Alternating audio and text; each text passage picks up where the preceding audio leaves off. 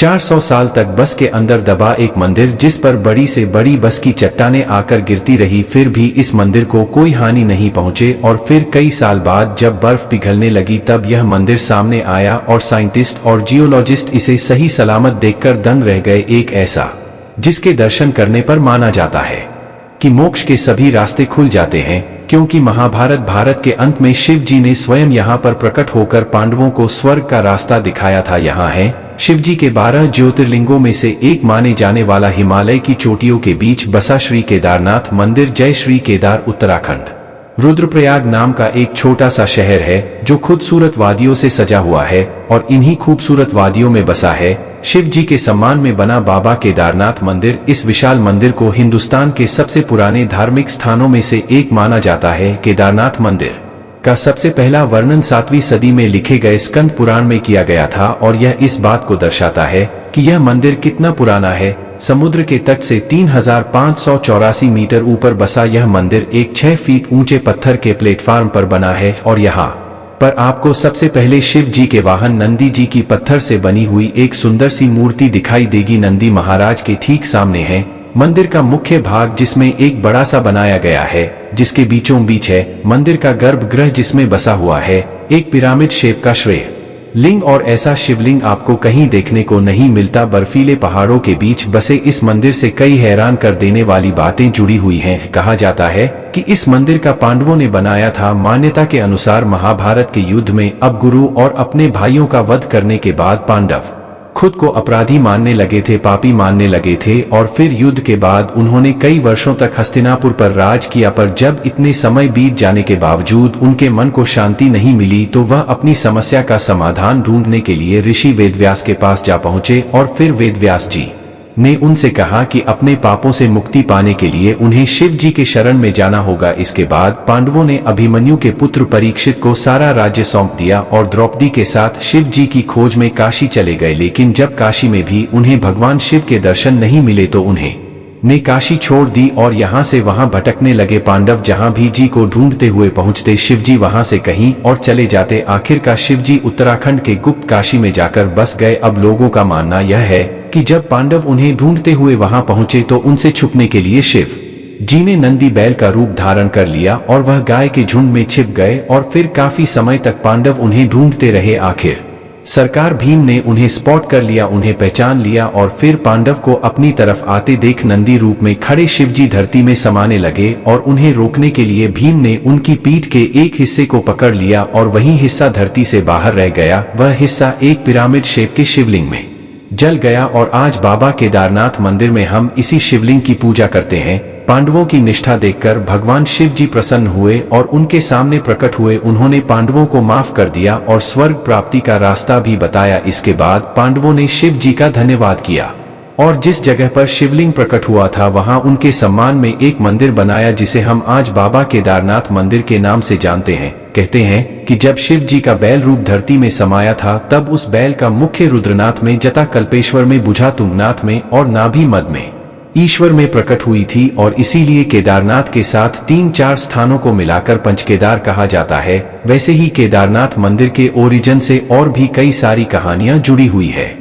कहा जाता है कि जो मंदिर हम आज देखते हैं 8वीं सदी में आदि शंकराचार्य ने बनाया था, पर आर्कियोलॉजिकल सर्वे ऑफ इंडिया ने जब इस मंदिर के पत्रों की जांच की तब पता चला कि इनका टाइमलाइन महाभारत के पीरियड से मैच करता है। कहा जाता है कि शिव जी के रुद्र रूप काल भैरव खुद केदारनाथ मंदिर की रक्षा करते हैं।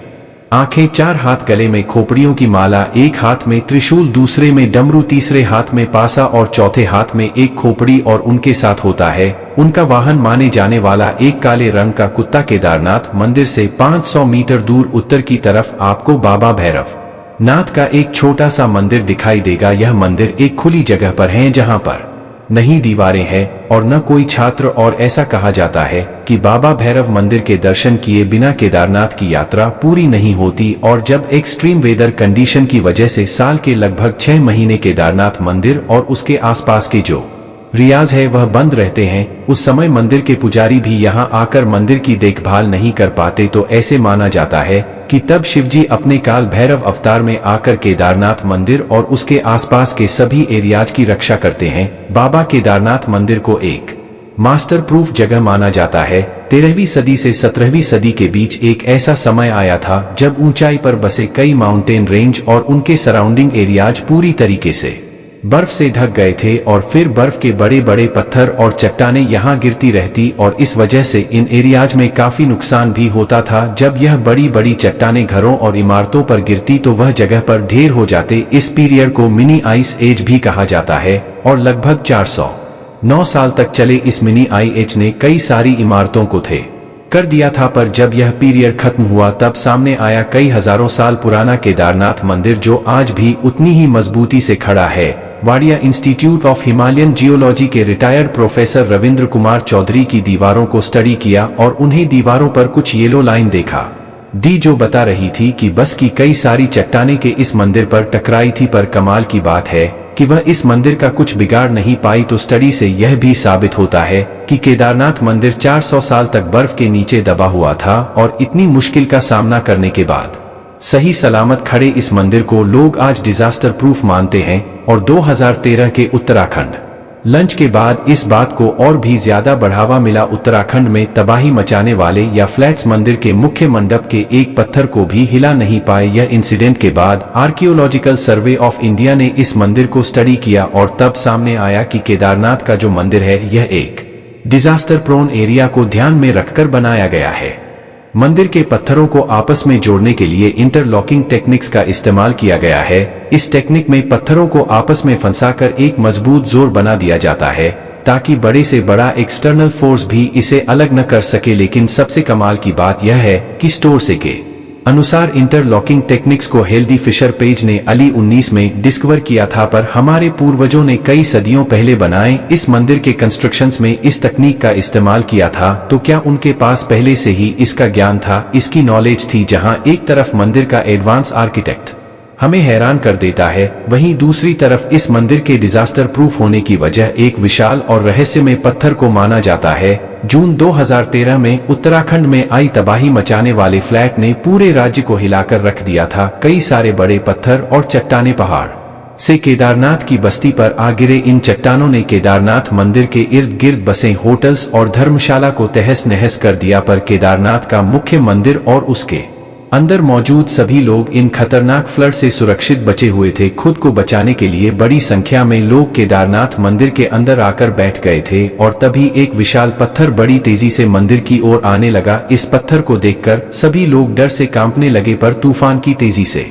आ रहा यह पत्थर अचानक मंदिर के कुछ ही मीटर की दूरी पर रुक गया और फिर इसके बाद जब कोई भी चट्टान मंदिर की तरफ आती तो वह इस पत्थर से टकराकर या तो टूट जाती या फिर अपना रास्ता बदल देती। और लोग इस दृश्य को देखकर दंग रह गए थे। और लोकल की माने तो यह पत्थर पूरे समय मंदिर की रक्षा करता रहा। कहा जाता है कि इस पत्थर को देखकर लोगों को भीम की गदा याद आता है। इसकी मदद से भी दुश्मनों का नाश करते थे और लोगों की रक्षा करते थे और इसीलिए इस पत्थर को भीमशाला नाम दिया गया। आज पत्थर केदारनाथ मंदिर का एक भाग बन गया है और मंदिर के साथ साथ लोग इस पत्थर की भी पूजा करते हैं। पर जरा सोचिए कि क्यों यह पत्थर केदारनाथ मंदिर से कुछ ही मीटर की दूरी पर आकर रुक गया? क्या सिर्फ ये कोइंसिडेंट है या फिर एक चमत्कार? भीमशिला पत्थर की कहानी आज भी एक गहरा राज है। केदारनाथ की मुश्किल यात्रा तय कर हर साल लाखों की संख्या में यात्री मंदिर के दर्शन करने जाते हैं और सुंदरता और भक्ति का एक यूनिक कॉम्बिनेशन माने जाने वाला बाबा केदारनाथ मंदिर 12 ज्योतिर्लिंग में से सबसे ऊंचाई पर बसा मंदिर माना जाता है। अगर आप 12 ज्योतिर्लिंग के बारे में जानना चाहते हैं तो आप कमेंट बॉक्स में लिखें 12 ज्योतिर्लिंग, हम उसे पर भी वीडियो जरूर बनाएंगे। और कैसा लगा आपको यह वीडियो कमेंट करके हमें जरूर बताएं। और अब तक इस वीडियो के साथ बने रहने के लिए आप सभी लोगों को दिल से धन्यवाद। मिलते हैं नेक्स्ट वीडियो में, तब तक के लिए हर हर महादेव।